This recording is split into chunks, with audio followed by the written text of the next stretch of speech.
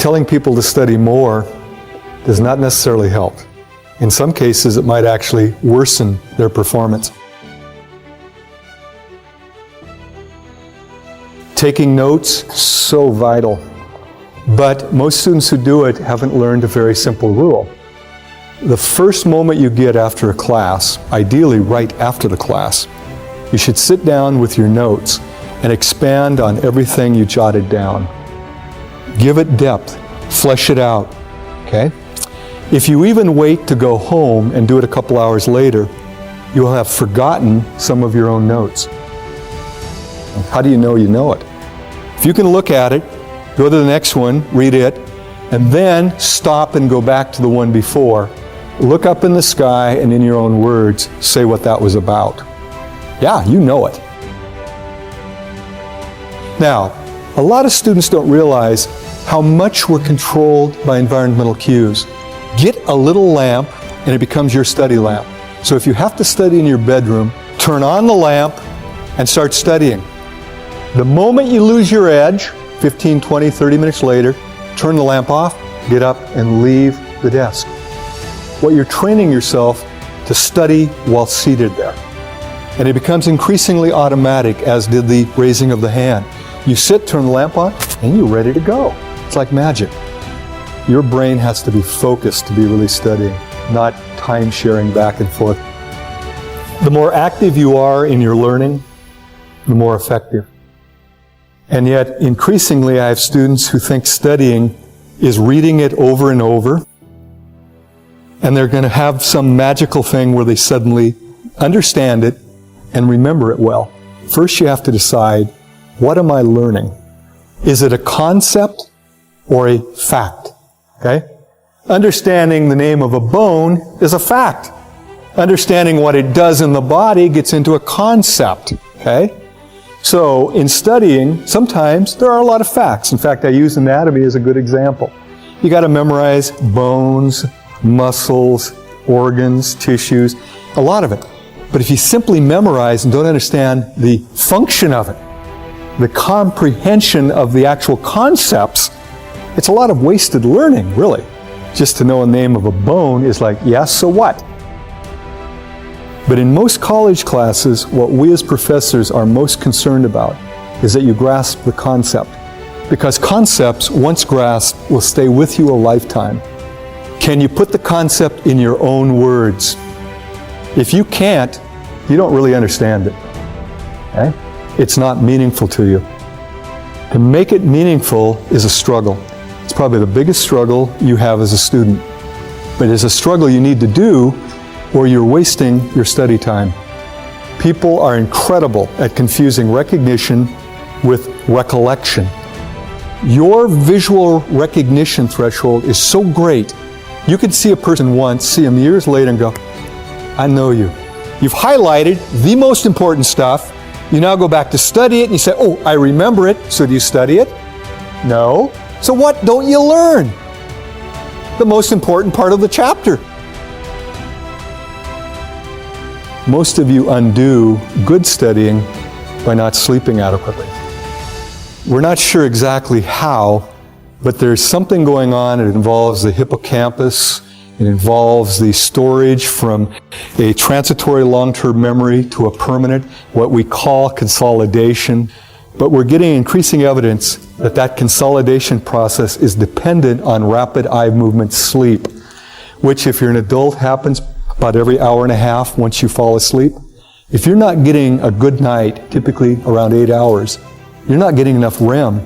What you've studied doesn't become permanent.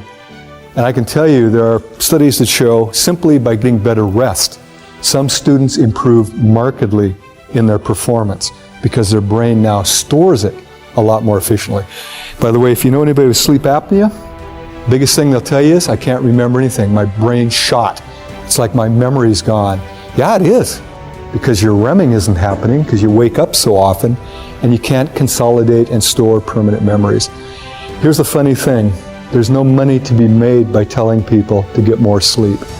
So you don't hear about it on TV. Sylvian isn't telling you to get better sleep because they don't make any money. I tell students and they go, yeah, that's nice. but they continue to use their time for other things. It's kind of interesting, isn't it? The best advice, sleep better, and most of you will do better. Most of you won't even begin to take it. And I know why. You got so many other things to do. I'd ask you this, are they important? Is studying and learning the most important thing you're doing as a student? If so, maybe you need to give up some of the other activities. I have students tell me, I don't have enough time. There's 162 hours in a week?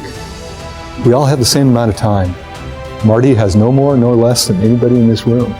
The real question is, what do I do with my 162 hours? What I want to do is show you graphically what I'm talking about.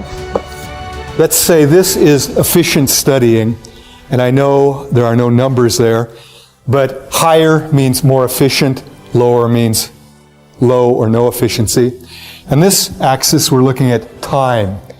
Here's what happens for the average student. For her, 6 o'clock in the evening, after her supper at the residency dining hall, she plopped herself down at her little study area and started studying. But here's what happened. By about 6:30, she was in a major slump. But what was her goal? To study 6 hours. So she continued to sit at her little desk and stare at pages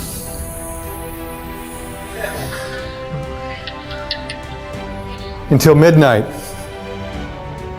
She was at her desk 6 hours. How long did she actually study? About 20, 30 minutes. Now, there's a simple concept in psychology that all of you are aware of. Things that are reinforced, we tend to do more of. Things that are punished or ignored, we tend to do less of. We operate by those principles to a large degree. If you're sitting there for 6 hours, are you feeling good? No. Once you get here, you're looking at your book going, I hate geography. I hate literature. I hate psychology. All the things we're trying to get you to fall in love with, you're hating it. And so her actual good studying was followed by 5.5 hours of pain and misery.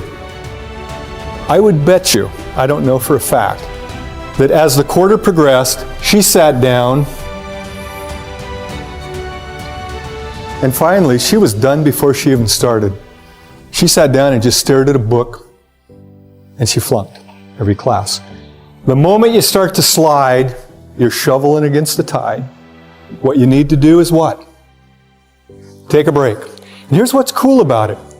You can study for a half hour. It doesn't take a half hour break to recharge your batteries. For most people, about 5 minutes. And this is where you go away, do something fun for 5 minutes, and actually say, this is my treat for having studied for 30 minutes effectively. Go back, and here's what happens. Your efficiency is nearly 100%. Study a half hour, take a break. Study a half hour, study a half hour. Now, had she done that over a course of 6 hours, she would have got about 5.5 hours of serious studying and about a half hour of total break time. SQ3R. Survey, that's the S. Question, that's the Q. Then you have 3 R's. Read, recite, review. So, how do you do the survey? These are not novels. In a novel, you wouldn't want to read the last page, would you? Find out who done it, it'd ruin the whole thing. But this is a textbook. So what you do is you actually go through the entire chapter. You look at pictures. Okay? What's this about apples? What's this about a duck-billed platypus? Okay. And what you're doing is you survey, you ask questions. It only takes a couple of minutes to survey a chapter in any class. As you're surveying, you simultaneously raise questions. What you're doing then is causing you to be looking for answers.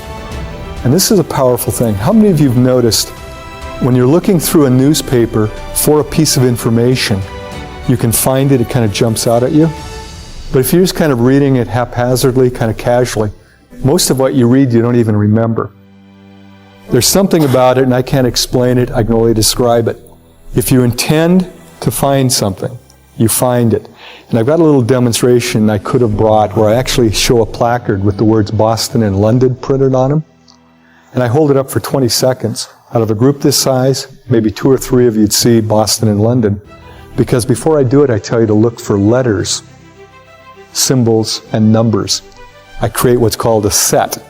You're now expecting not to see words, but letters. And even though Boston and London are printed on diagonal, most people don't see it.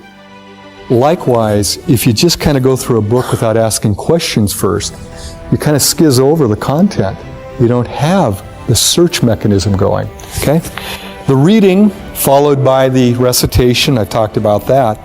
Technically, before a test, it should be review. It should be in the barn.